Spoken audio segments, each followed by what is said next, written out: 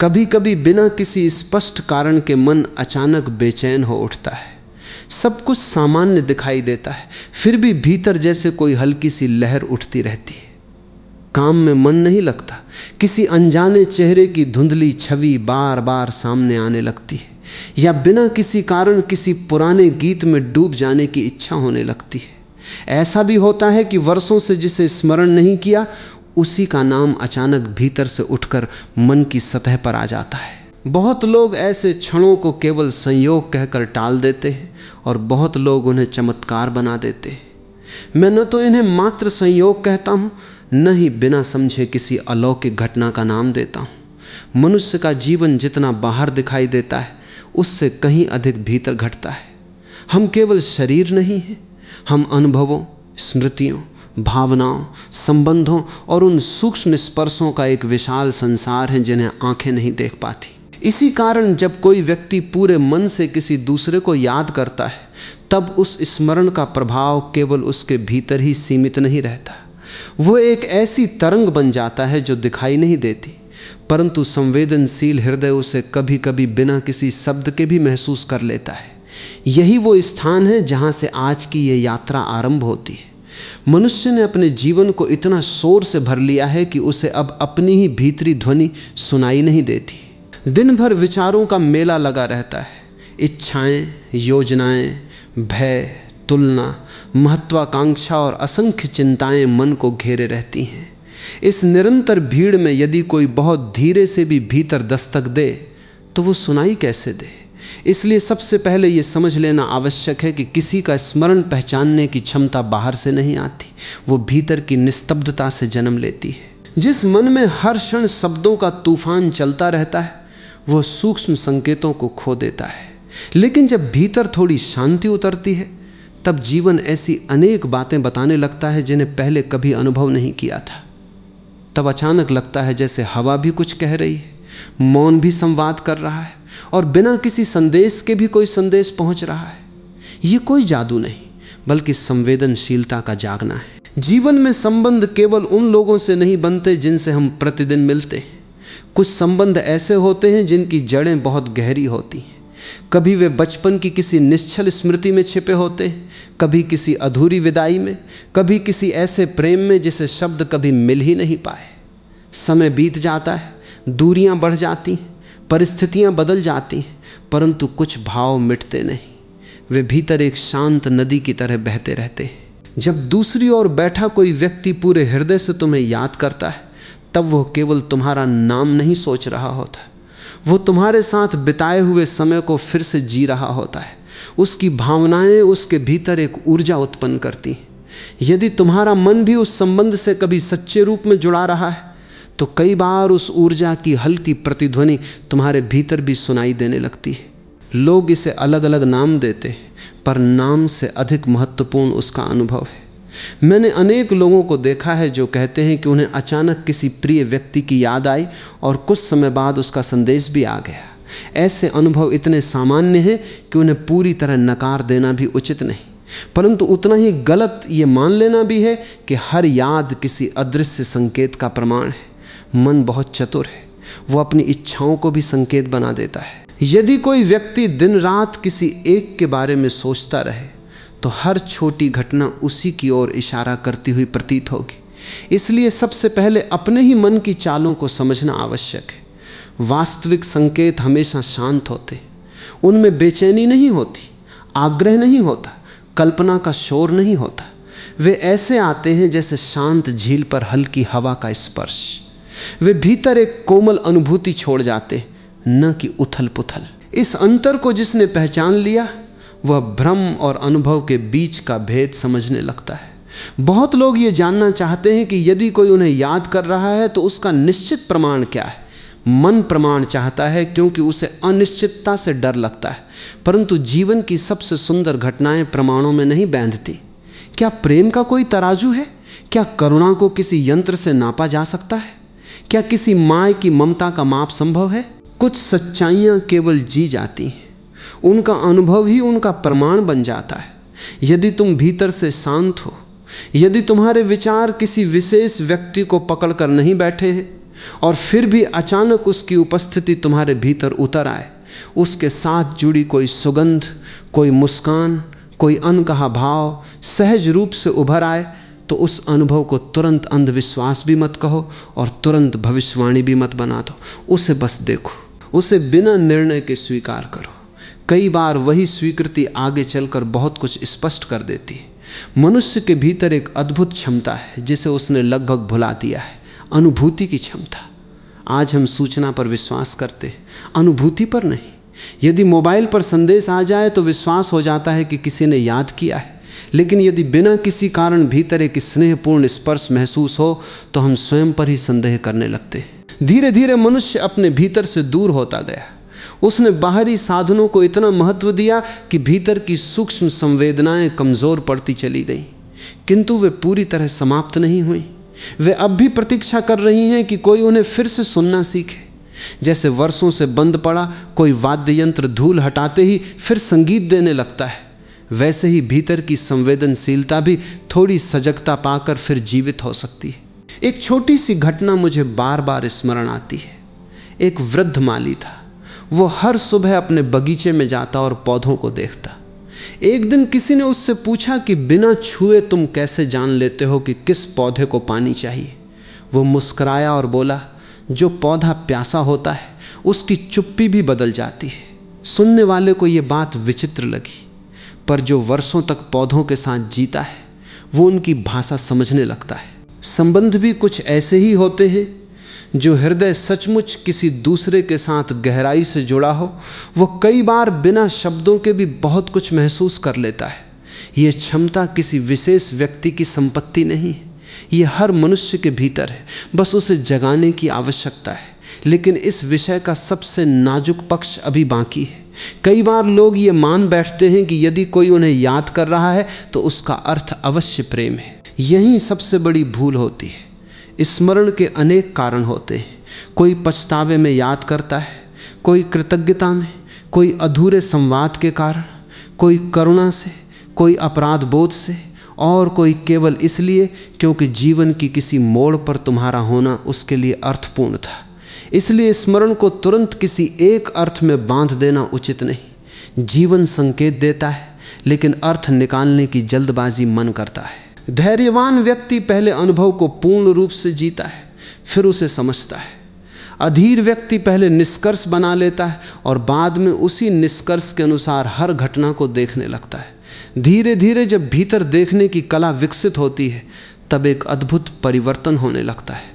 तब तुम्हारा ध्यान इस बात पर कम रहने लगता है कि कौन तुम्हें याद कर रहा है, और अधिक इस पर कि तुम्हारा अपना हृदय कितना जागा हुआ है। क्योंकि जिस दिन भीतर की संवेदना सचमुच जीवित हो जाती है, उस दिन संसार केवल घटनाओं का समूह नहीं रह जाता, वो एक जीवित संवाद बन जाता है।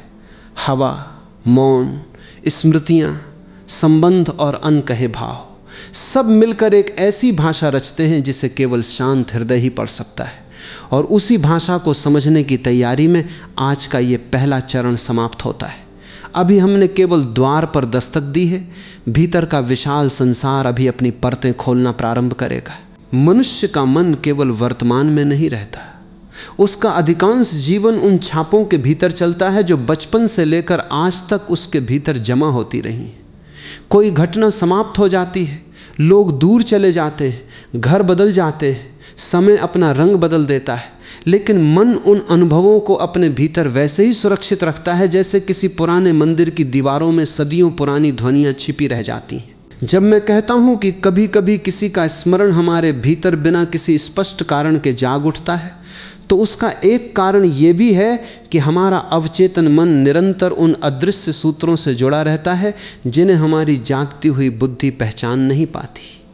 बाहर से देखने पर लगता है कि सब कुछ समाप्त हो चुका है, पर भीतर बहुत कुछ अब भी जीवित रहता है। संबंध शरीरों के बीच जितना बनते हैं, उससे कहीं अधिक मन की गहराइयों में बनते हैं। इसी कारण कुछ लोग वर्षों बाद भी अचानक भीतर उतर आते हैं, मानो वे कभी गए ही न हों। बचपन में जब कोई बच्चा पहली बार प्रेम का अनुभव करता है, तब वो केवल व्यक्ति को नहीं पहचानता, वो सुरक्षा को पहचानता है। माँ की गोद, पिता का हाथ, किसी दादी की कहानी, किसी मित्र की निष्कपट मुस्कान, ये सब केवल घटनाएं नहीं होती, ये मन की मिट्टी में ऐसे बीज बो देती हैं जिनसे आगे चलकर हमारे सभी संबंध जन्म लेते हैं। यदि उस समय प्रेम सहज मिला तो मन खुलना सीखता है, यदि उपेक्षा मिली तो मन हर समय किसी खोई हुई ऊष्मा की तलाश करता रहता है। यही कारण है कि बहुत बार हम ये मान बैठते हैं कि कोई हमें याद कर रहा है, जबकि वास्तव में हमारा अपना मन उस अधूरे स्पर्श को खोज रहा होता है जिसे वो कभी पूरी तरह प्राप्त नहीं कर सका।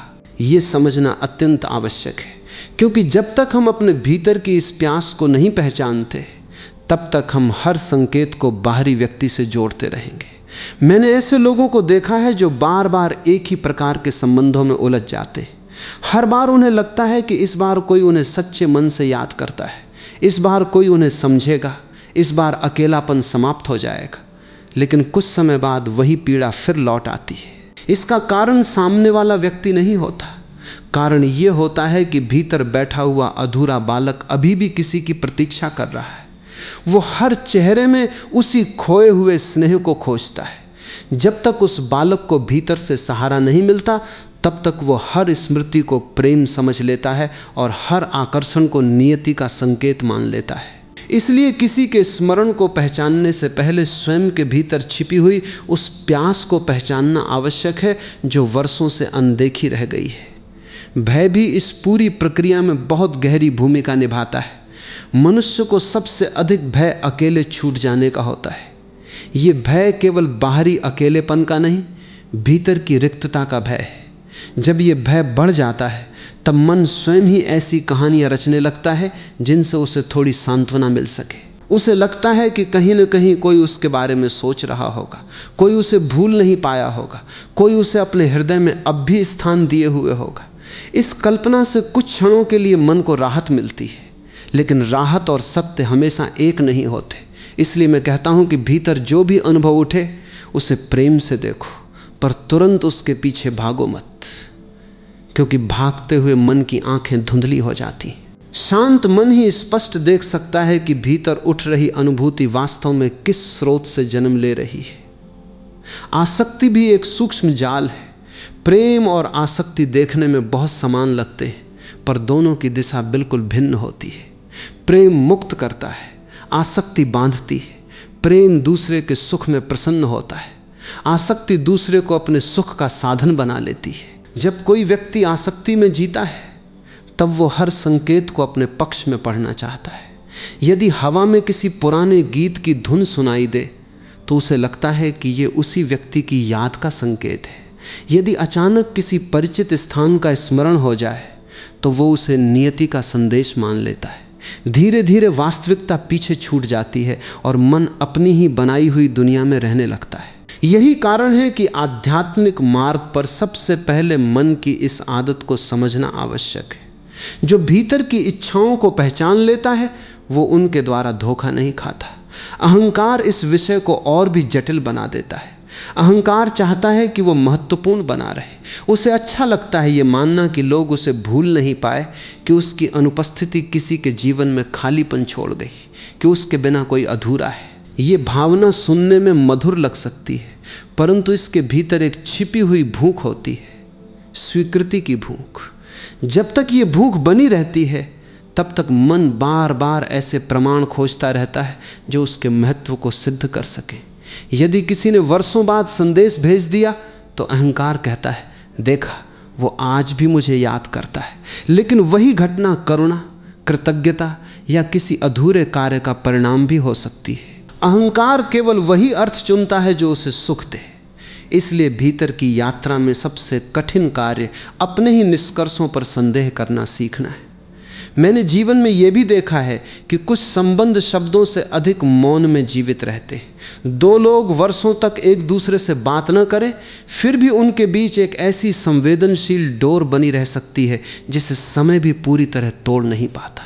इसका कारण ये नहीं कि वे हर क्षण एक दूसरे के बारे में सोच रहे हैं। कारण यह है कि किसी समय उन्होंने एक दूसरे के जीवन को इतनी गहराई से छुआ था कि उसका प्रभाव दोनों के भीतर स्थायी छाप बन गया। ऐसी छापें मिटती नहीं, केवल शांत हो जाती हैं।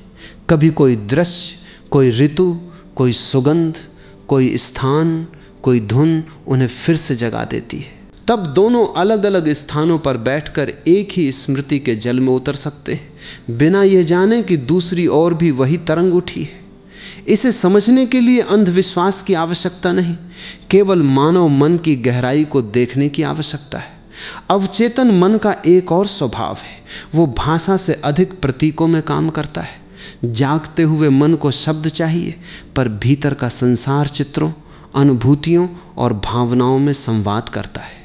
इसलिए कई बार कोई सपना, कोई धुंधला दृश्य, कोई पुरानी खुशबू या कोई अनजानी अनुभूति अचानक सामने आ जाती है। यदि मन शांत है तो वह उन्हें बिना डर और बिना उत्साह के देखता है। यदि मन अशांत है तो वही अनुभव या तो भय बन जाता है या अत्यधिक उम्मीद। संतुलित व्यक्ति अनुभव को स्वीकार करता है और उसे समय देता है। समय अनेक भ्रमों को स्वयं ही शांत कर देता है, और जो वास्तविक होता है वो समय के साथ और अधिक स्पष्ट होता जाता है। यही कारण है कि मैं बार बार भीतर लौटने की बात करता हूँ। यदि तुम्हें सचमुच ये जानना है कि कोई तुम्हें याद कर रहा है या नहीं, तो सबसे पहले ये जानो कि तुम्हारा अपना मन किस स्थिति में है। यदि भीतर भय है तो अनुभव विकृत हो जाएगा। यदि भीतर अकेलापन है तो हर छाया साथी दिखाई देगी। यदि भीतर अधूरी इच्छाएं हैं तो हर संकेत उसी दिशा में मुड़ जाएगा। लेकिन यदि भीतर संतुलन है, यदि तुम स्वयं के साथ सहज हो, यदि तुम्हारा हृदय किसी आग्रह से भरा नहीं है, तब जो भी सूक्ष्म स्पर्श आएगा उसकी गुणवत्ता बिल्कुल अलग होगी। उसमें बेचैनी नहीं होगी, दावा नहीं होगा, पकड़ नहीं होगी। वह एक शांत हवा की तरह आएगा और उतनी ही सहजता से चला भी जाएगा, पर अपने पीछे एक निर्मल प्रकाश छोड़ जाएगा। धीरे धीरे साधक समझने लगता है कि किसी का स्मरण पहचानने की यात्रा वास्तव में दूसरे को जानने की नहीं, स्वयं को जानने की यात्रा है। जितना मन अपने ही भय, आसक्ति, अहंकार और बचपन की छिपी हुई परतों से मुक्त होता जाता है, उतना ही उसकी अनुभूति निर्मल होती जाती है। तब वह कल्पना और वास्तविक स्पर्श के बीच का अंतर सहज रूप से पहचान लेता है। भीतर की आंख साफ होने लगती है और उसी स्वच्छ दृष्टि से आगे का द्वार खुलता है, जहां संबंध केवल मनोविज्ञान का विषय नहीं रहते, बल्कि मौन, ध्यान और भीतर के अप्रकट आयामों की ओर संकेत करने लगते हैं। वहीं से अगला चरण आरंभ होगा, जहां अनुभव का केंद्र मन नहीं, बल्कि उससे भी अधिक शांत और व्यापक आंतरिक उपस्थिति बनेगी। मन जितना बाहर की ओर दौड़ता है, उतना ही उसे हर घटना का कारण बाहर दिखाई देता है। लेकिन जैसे जैसे भीतर उतरना आरंभ होता है, एक बिल्कुल नया संसार खुलने लगता है।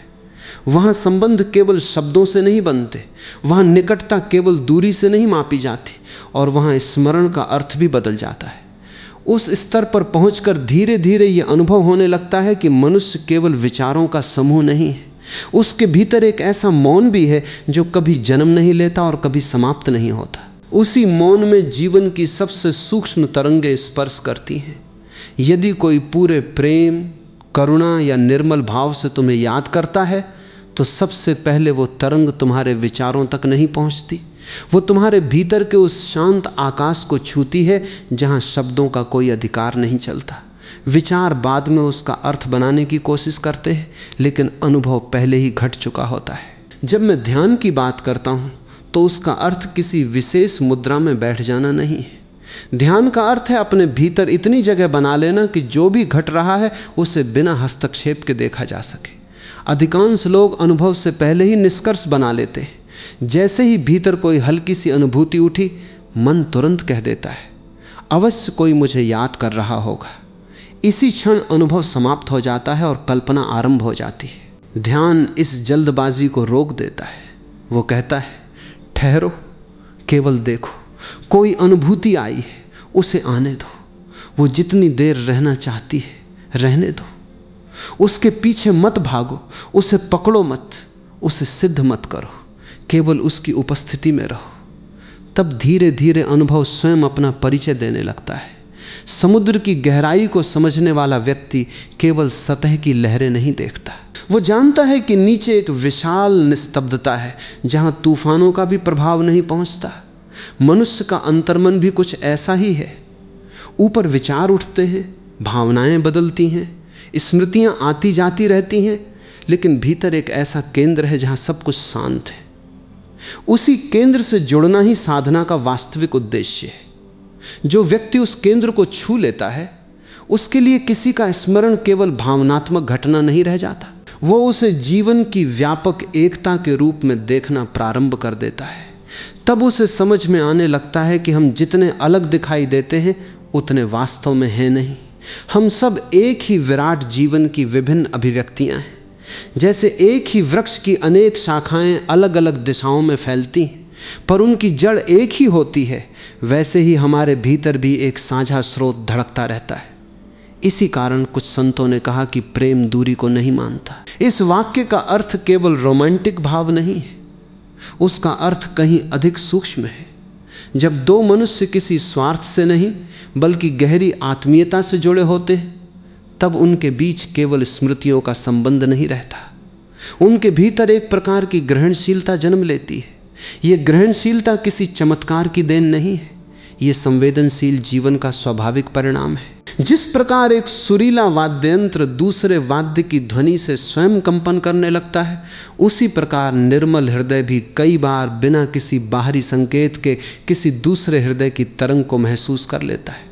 विज्ञान इसे अलग भाषा में समझाने का प्रयास करेगा, अध्यात्म अलग भाषा में, पर अनुभव उन दोनों से पहले घटता है।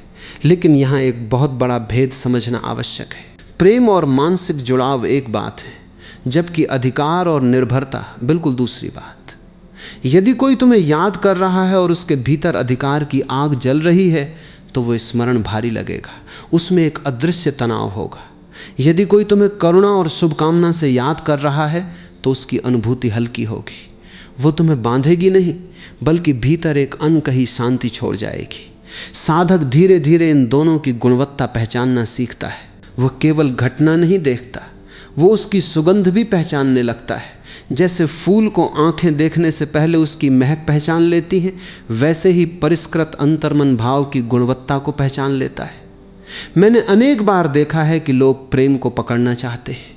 वे चाहते हैं कि यदि कोई उन्हें याद कर रहा है तो वो हमेशा याद करता रहे। यदि कोई उनके जीवन में लौट आया है तो वो कभी दूर न जाए। लेकिन जीवन नदी है, पत्थर नहीं।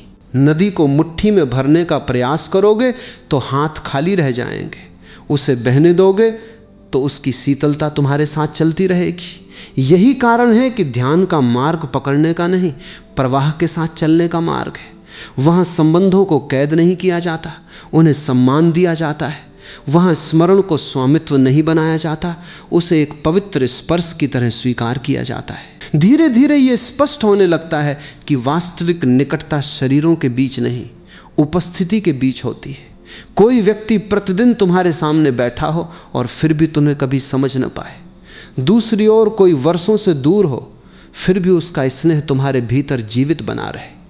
इसका कारण दूरी नहीं, उपस्थिति की गुणवत्ता है। जब दो व्यक्ति सचमुच एक दूसरे को पूरे मन से सुनते हैं, बिना मुखौटे के मिलते हैं, तब उनके बीच एक ऐसा पुल बनता है जिसे समय भी पूरी तरह नहीं तोड़ पाता। उसी पुल पर कभी कभी स्मरण की हल्की आहट चलती है। ये आहट किसी शोर के साथ नहीं आती, वो मौन की भाषा में आती है। ध्यान का सबसे बड़ा उपहार यही है कि वो तुम्हें अपने भीतर का साक्षी बना देता है। तब तुम अनुभव के भीतर डूबते भी हो और उसे देखते भी हो। यदि किसी की याद आती है तो तुम उस याद में खो नहीं जाते, तुम ये भी देखते हो कि वो कैसी है। उसमें आग्रह है या स्वतंत्रता, उसमें भय है या अपनापन, उसमें खालीपन है या करुणा। ये देखने की कला धीरे धीरे मन को परिपक्व बनाती है। तब बाहरी घटनाएं तुम्हें इधर उधर नहीं उछालती। तुम हर अनुभव से सीखते हो, हर भावना को समझते हो और हर संबंध को अधिक सम्मान देने लगते हो। जीवन का एक और सुंदर पक्ष तब खुलता है जब भीतर मौन गहराने लगता है। तब तुम्हें यह अनुभव होने लगता है कि स्मरण केवल मनुष्यों तक सीमित नहीं है। कभी किसी पुराने वृक्ष के नीचे बैठते ही एक अनजानी आत्मीयता महसूस होती है। कभी किसी नदी के किनारे जाकर लगता है जैसे वो वर्षों से तुम्हारी प्रतीक्षा कर रही थी। कभी किसी मंदिर, पहाड़, आकाश या वर्षा से ऐसा संबंध बन जाता है जिसे शब्द नहीं समझा सकते। इसका कारण यह है कि जैसे जैसे भीतर का विभाजन कम होता है, वैसे वैसे जीवन का हर रूप अपना सा लगने लगता है। तब तुम केवल किसी व्यक्ति द्वारा याद किए जाने की प्रतीक्षा नहीं करते, तुम स्वयं पूरे जीवन के साथ एक जीवित संवाद में प्रवेश करने लगते हो। यहीं आकर प्रेम का अर्थ भी बदल जाता है। अब प्रेम किसी विशेष व्यक्ति का नाम नहीं रह जाता, वो तुम्हारे होने की गुणवत्ता बन जाता है। जो व्यक्ति प्रेम में होकर जीता है वो हर स्मरण को आशीर्वाद की तरह स्वीकार करता है और हर बिछड़ने को भी कड़वाहट के बिना विदा देना सीख लेता है। उसके भीतर शिकायत कम होती जाती है, कृतज्ञता बढ़ती जाती है। वो जानता है कि जो सचमुच हृदय को छू गया वो कभी पूरी तरह खो नहीं सकता। उसका रूप बदल सकता है, दूरी बदल सकती है, परिस्थितियां बदल सकती हैं, लेकिन उसका स्पर्श भीतर की मिट्टी में सुगंध बनकर रह जाता है। अब ये जानने की बेचैनी समाप्त होने लगती है कि कौन मुझे याद कर रहा है। उसकी जगह एक नई अनुभूति जन्म लेती है। मैं इस क्षण कितना जीवित हूँ, कितना खुला हूँ, कितना प्रेम से भरा हूँ। जब ये परिवर्तन घटता है तब दूसरे का स्मरण तुम्हारी पहचान का आधार नहीं रहता, तुम्हारी अपनी आंतरिक पूर्णता ही तुम्हारा आधार बन जाती है। इसी पूर्णता से जीवन के सभी संबंध नए प्रकाश में दिखाई देने लगते।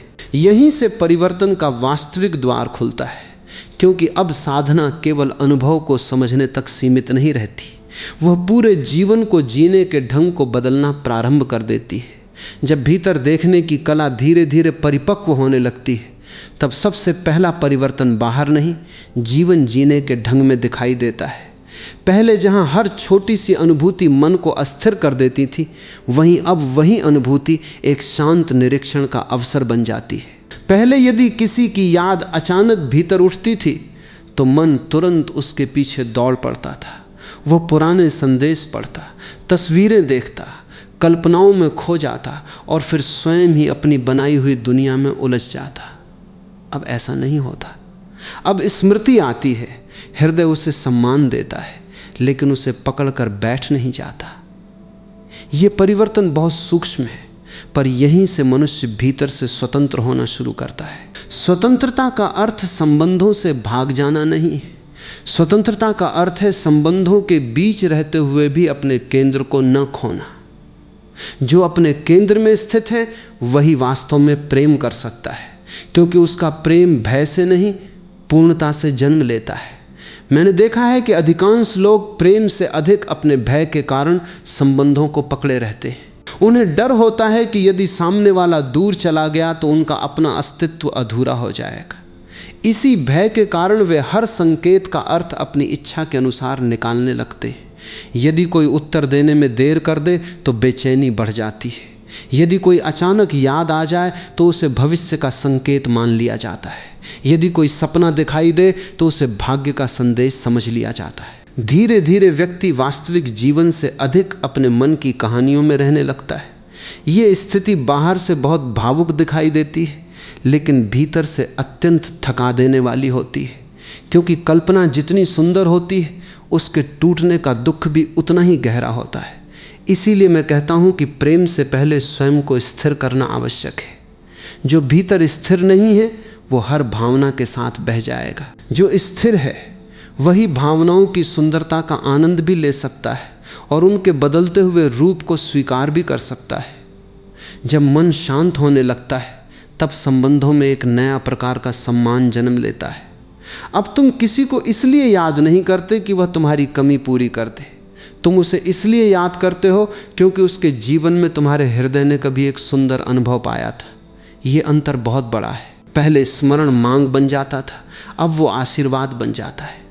पहले याद के भीतर पकड़ थी, अब उसके भीतर कृतज्ञता है। जो व्यक्ति इस परिवर्तन से गुजरता है उसके संबंधों की गुणवत्ता बदल जाती है। वो लोगों को बदलने की कोशिश नहीं करता, वो उन्हें अपनी इच्छा के अनुसार ढालने का प्रयास नहीं करता। वो केवल इतना चाहता है कि जो भी संबंध उसके जीवन में आए वो अधिक सजगता, अधिक करुणा और अधिक सत्यनिष्ठा के साथ जिया जाए। कई लोग मुझसे कहते हैं कि यदि कोई सचमुच हमें याद कर रहा हो तो क्या हमें उसके पास लौट जाना चाहिए? मैं कहता हूं कि लौटना या न लौटना कभी भी केवल भावना के आधार पर तय मत करना। भावना एक लहर है। लहर सुंदर हो सकती है लेकिन जीवन का निर्णय समुद्र की गहराई से होना चाहिए। यदि कोई तुम्हें याद करता है तो ये उसके हृदय का अनुभव है। यदि तुम्हारे भीतर भी उसके लिए अपनापन जागता है तो पहले देखो कि उस अपनत्व की जड़ क्या है। क्या उसमें पुरानी आदत बोल रही है? क्या उसमें अकेलेपन का डर छिपा है? क्या उसमें अपराध बोध है? या उसमें वास्तव में ऐसा स्नेह है जो दोनों के जीवन को अधिक प्रकाशमय बना सकता है? जो व्यक्ति स्वयं को देखने की क्षमता विकसित कर लेता है वो भावनाओं का सम्मान करता है, लेकिन उनके अधीन होकर निर्णय नहीं लेता। यही परिपक्वता है। जीवन बार बार ये अवसर देता है कि हम अपने पुराने घावों को पहचानें। कई बार किसी का स्मरण इसलिए नहीं उठता कि वो हमें याद कर रहा है, बल्कि इसलिए उठता है कि हमारे भीतर कोई अधूरा अध्याय अब भी बंद नहीं हुआ। उस अध्याय को पूरा करने के लिए हमेशा दूसरे व्यक्ति की आवश्यकता नहीं होती। कभी कभी केवल एक शांत स्वीकार ही पर्याप्त होता है। भीतर बैठकर ये देखना कि उस संबंध ने मुझे क्या सिखाया, उसने मुझे कहाँ तोड़ा, कहाँ मजबूत किया, कहाँ मेरा अहंकार उजागर हुआ, कहाँ मेरा प्रेम पहली बार खिल पाया। ये देखने की प्रक्रिया ही उपचार बन जाती है। तब धीरे धीरे व्यक्ति अतीत से लड़ना बंद कर देता है। वो उसे मिटाने की कोशिश नहीं करता, वो उसे अपने जीवन की मिट्टी का हिस्सा बना लेता है। जैसे वृक्ष सूखे पत्तों को गिराकर उनसे ही नई उर्वरता बना लेता है, वैसे ही जागरूक मनुष्य अपने पुराने अनुभवों को पीड़ा नहीं रहने देता, उन्हें समझ में बदल देता है। क्षमा इसी समझ का स्वाभाविक फूल है। बहुत लोग क्षमा को एक नैतिक कर्तव्य समझते हैं, जबकि वास्तविक क्षमा किसी प्रयास से नहीं आती। जब भीतर स्पष्ट दिखाई देने लगता है कि सामने वाला भी अपनी सीमाओं, अपने भय, अपनी अनजानी पीड़ाओं और अपने अधूरेपन के कारण वैसा था जैसा था, तब शिकायत धीरे धीरे पिघलने लगती है। इसका अर्थ ये नहीं कि जो गलत हुआ उसे सही मान लिया जाए। इसका अर्थ केवल इतना है कि अब तुम अपने भीतर उस विष को लेकर नहीं चलना चाहते जो वर्षों से तुम्हारी ही शांति को नष्ट कर रहा था। जिस दिन शिकायत का बोझ उतरता है उसी दिन हृदय में नई जगह बनती है और उसी जगह में करुणा जन्म लेती है। तब यदि कभी किसी की याद आए तो उसके साथ दर्द से अधिक एक शांत मुस्कान जुड़ी होती है। सचेत जीवन का अर्थ यही है कि हर अनुभव को जाग कर जिया जाए। यदि कोई तुम्हें याद करता है तो वह उसका अनुभव है, यदि तुम उसे महसूस करते हो तो वह तुम्हारा अनुभव है। दोनों को मिलाकर कोई कहानी बना देना आवश्यक नहीं। जीवन की हर अनुभूति को तुरंत निष्कर्ष में बदल देना मन की पुरानी आदत है। साधना इस आदत को धीरे धीरे ढीला कर देती है। अब तुम अनुभव को जीते हो, उसे देखते हो, उससे सीखते हो और फिर उसे बह जाने देते हो। जैसे आकाश बादलों को रोकता नहीं, वैसे ही तुम्हारा अंतर्मन भी भावनाओं को रोकना बंद कर देता है। वे आती हैं, अपना संदेश देती हैं और फिर चली जाती हैं। इस प्रवाह में मन हल्का होने लगता है। धीरे धीरे ये परिवर्तन तुम्हारे दैनिक व्यवहार में भी दिखाई देने लगता है। तुम लोगों को अधिक ध्यान से सुनने लगते हो। तुम्हारी बातचीत में जल्दबाजी कम हो जाती है। तुम्हारी आंखों में अपेक्षा की जगह उपस्थिति आने लगती है। तुम्हें यह महसूस होने लगता है कि किसी को वास्तव में सुन लेना, किसी के साथ पूरी तरह उपस्थित हो जाना, किसी को बिना निर्णय के स्वीकार कर लेना, ये सब किसी भी शब्द से अधिक गहरे उपहार हैं। तब तुम केवल ये नहीं चाहते कि लोग तुम्हें याद करें, तुम ऐसा जीवन जीना चाहते हो कि जो भी तुम्हारे संपर्क में आए वह अपने भीतर थोड़ा अधिक शांत, थोड़ा अधिक हल्का और थोड़ा अधिक प्रेमपूर्ण होकर लौटे। यही वो सुगंध है जो किसी व्यक्ति की अनुपस्थिति में भी बनी रहती है। मैंने ये भी देखा है कि जो व्यक्ति स्वयं के साथ मित्रता कर लेता है उसके भीतर अकेलापन धीरे धीरे एकांत में बदल जाता है। अकेलापन हमेशा किसी की कमी महसूस कराता है, एकांत किसी की अनुपस्थिति से नहीं डरता। वहाँ भीतर एक शांत संगति होती है। उसी संगति में बैठा हुआ मनुष्य यदि किसी को याद भी करता है तो उसके स्मरण में पकड़ नहीं होती। वो दूसरे की स्वतंत्रता का उतना ही सम्मान करता है जितना अपनी स्वतंत्रता का। ऐसे व्यक्ति के संबंध समय के साथ और गहरे होते हैं क्योंकि वे भय पर नहीं, विश्वास पर टिके होते हैं। और फिर एक दिन ऐसा आता है जब तुम्हें ये अनुभव होने लगता है कि जीवन का सबसे बड़ा उपहार ये नहीं कि कितने लोग तुम्हें याद करते हैं, सबसे बड़ा उपहार ये है कि तुम्हारा हृदय कितना निर्मल होकर याद कर सकता है। यदि तुम्हारी स्मृति किसी के लिए शुभकामना बन जाए, यदि तुम्हारे भीतर से उठने वाला भाव किसी पर अधिकार नहीं बल्कि मंगल कामना बनकर पहुंचे, तो तुम्हारा जीवन स्वयं एक प्रार्थना बन जाता है। तब संबंध बोझ नहीं रहते, वे आशीर्वाद बन जाते हैं। तब स्मरण बेचैनी नहीं लाता, वो भीतर एक मधुर शांति छोड़ जाता है। इसी शांति में धीरे धीरे वो अंतिम समझ जन्म लेती है, जहाँ खोज समाप्त होती है और स्वीकार अपने पूर्ण सौंदर्य में खिल उठता है। वही अंतिम चरण की भूमि है जहाँ ये पूरी यात्रा अपने सबसे गहरे अर्थ तक पहुँचेगी। एक समय ऐसा आता है जब भीतर का सारा शोर धीरे धीरे बैठने लगता है। जो बातें पहले बहुत बड़ी लगती थीं, वे अब उतनी भारी नहीं रह जाती। जिन प्रश्नों ने वर्षों तक मन को उलझाए रखा, वे भी अपना प्रभाव खोने लगते हैं। तब जीवन का एक ऐसा द्वार खुलता है जहां उत्तर शब्दों में नहीं मिलते बल्कि अनुभव बनकर उतरते हैं। इसी स्थान पर आकर ये समझ में आता है कि मनुष्य का सबसे बड़ा भ्रम ये नहीं है कि कोई उसे याद करता है या नहीं। सबसे बड़ा भ्रम यह है कि वह अपने मूल्य को दूसरे की स्मृति से जोड़ लेता है।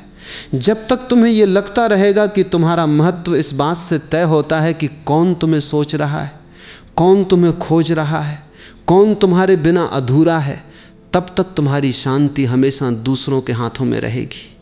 आज कोई तुम्हें याद करेगा तो तुम प्रसन्न हो जाओगे, कल कोई भूल जाएगा तो तुम्हारा मन टूट जाएगा। जो सुख दूसरे की स्मृति पर टिका हो वह स्थायी नहीं हो सकता, वह ऋतु की तरह बदलता रहेगा।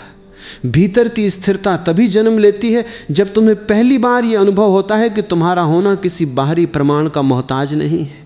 धीरे धीरे यह भी स्पष्ट होने लगता है कि जीवन में मिलने वाला हर व्यक्ति एक दर्पण था।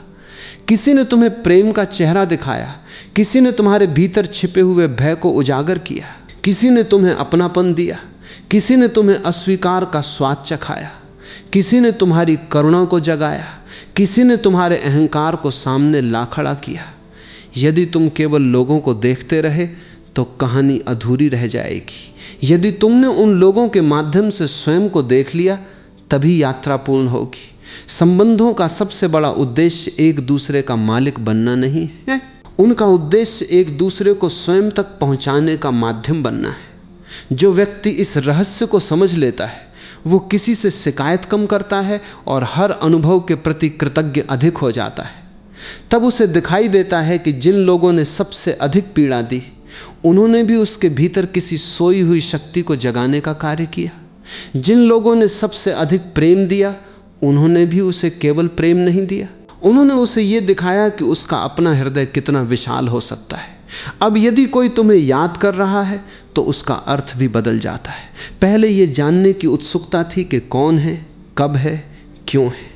अब उस जिज्ञासा की जगह एक शांत प्रार्थना आ जाती है। यदि सचमुच किसी के मन में तुम्हारे लिए स्नेह उठ रहा है तो तुम्हारे भीतर से भी उसके लिए मंगल उठने लगता है। वहाँ कोई दावा नहीं होता, वहाँ ये आग्रह भी नहीं होता कि वह व्यक्ति तुम्हारे जीवन में लौटे ही। वहाँ केवल ये कामना होती है कि जहाँ भी हो प्रसन्न रहे, स्वस्थ रहे, अपने भीतर प्रकाश को पहचान सके। यही प्रेम का परिपक्व रूप है। अपरिपक्व प्रेम कहता है तुम मेरे पास आओ, परिपक्व प्रेम कहता है तुम जहाँ भी हो तुम्हारा जीवन सुंदर हो। यही वह क्षण है जहाँ प्रेम अपनी सबसे ऊंची अभिव्यक्ति को छूता है। मनुष्य का हृदय जितना खुलता है उतना ही उसे यह अनुभव होने लगता है कि स्मरण केवल दो व्यक्तियों के बीच का संवाद नहीं है, पूरा जीवन एक दूसरे को याद कर रहा है। सुबह का सूरज हर दिन पृथ्वी को उसी स्नेह से छूता है। वर्षा की पहली बूंद सूखी धरती को उसी आत्मीयता से स्पर्श करती है। नदी समुद्र तक पहुंचने की अपनी अनंत यात्रा कभी नहीं भूलती। वृक्ष हर ऋतु में अपने बीजों को भविष्य की ओर भेजते रहते हैं। पक्षी हर वर्ष अपने पुराने रास्ते पहचान लेते हैं। प्रकृति का प्रत्येक रूप किसी गहरे स्मरण में जी रहा है। केवल मनुष्य ही अपने विचारों के शोर में इस विशाल संबंध को भूल बैठा है। जिस दिन ये विस्मरण समाप्त होता है उसी दिन जीवन का प्रत्येक क्षण एक अदृश्य अपनापन लेकर आने लगता है। तब तुम केवल किसी एक व्यक्ति से जुड़े हुए नहीं रहते, तुम पूरे जीवन के साथ जुड़ने लगते हो। यहीं आकर एक और पर्दा हटता है। तुम्हें दिखाई देता है कि जिसे तुम इतने वर्षों से बाहर खोज रहे थे वो भीतर प्रतीक्षा कर रहा था। तुम्हें लगता था कि कोई तुम्हें याद करे तब तुम पूर्ण हो जाओगे, पर भीतर बैठी हुई मौन उपस्थिति कहती है तुम पहले से ही पूर्ण थे, केवल स्वयं को भूल गए थे। दूसरे का स्मरण मधुर हो सकता है, लेकिन वो तुम्हारी पूर्णता का स्रोत नहीं है। वो केवल एक फूल की सुगंध है। यदि जड़ सूखी हो तो सुगंध क्षण भर में समाप्त हो जाएगी। यदि जड़ जीवित हो तो फूल आते जाते रहेंगे, पर जीवन की हरियाली बनी रहेगी। इसलिए अपनी जड़ तक लौटना सबसे आवश्यक है। वही जड़ तुम्हारी शांति है, तुम्हारा संतुलन है, तुम्हारी आंतरिक संपदा है। जो वहां पहुंच गया उसके लिए दुनिया का हर संबंध एक उत्सव बन जाता है, क्योंकि अब वो लेने नहीं बांटने के लिए जीता है। मैं चाहता हूं कि जब भी भविष्य में तुम्हें अचानक किसी की याद आए, तुम घबराओ नहीं, तुरंत निष्कर्ष भी मत बनाओ। कुछ क्षण अपनी सांसों के साथ बैठ जाना, अपने भीतर उतरना, देखना कि उस स्मरण के साथ कौन सा भाव आया है। यदि उसके साथ बेचैनी है तो पहले अपने मन को प्रेम से थाम लेना। यदि उसके साथ करुणा है तो उस करुणा को बहने देना। यदि उसके साथ कृतज्ञता है तो उस व्यक्ति को मौन में धन्यवाद देना। यदि उसके साथ कोई अधूरापन है तो उसे समझने का साहस रखना। हर अनुभव तुम्हें स्वयं तक ले जाने आया है। जो इस बात को समझ लेता है उसके लिए जीवन की कोई भी भावना व्यर्थ नहीं रहती। हर भावना एक शिक्षक बन जाती है। लोग अक्सर सोचते हैं कि आध्यात्मिकता का अर्थ संसार से दूर चले जाना है। मेरा अनुभव बिल्कुल विपरीत है।